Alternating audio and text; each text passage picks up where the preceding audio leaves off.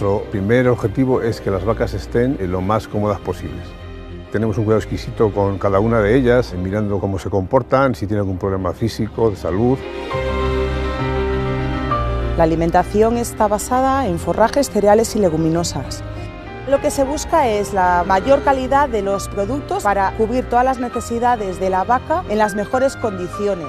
Forrajes y alimentos de cerca de la granja para que la alimentación, además de ser exquisita, sea sostenible. Tenemos que ser capaces de conectar, de transmitir esa sensibilidad para que el animal lo perciba.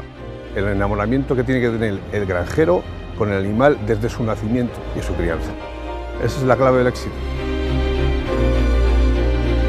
Las vacas escogen dónde van durmiendo día a día. La cama es carbonato, un material que es inerte, es muy higiénico.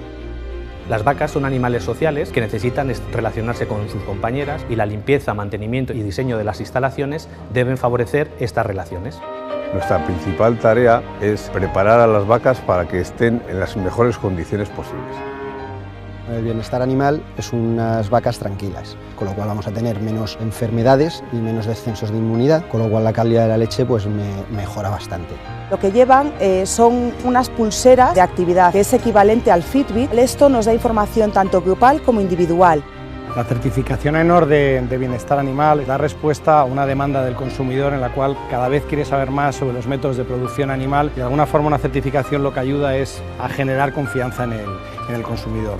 Y el principal responsable de ese bienestar animal, de que las condiciones de bienestar se cumplan durante toda la vida animal, es el ganadero, pero además las administraciones tenemos la obligación, mediante controles, comprobemos que el ganadero efectivamente cumple esa normativa sobre bienestar animal.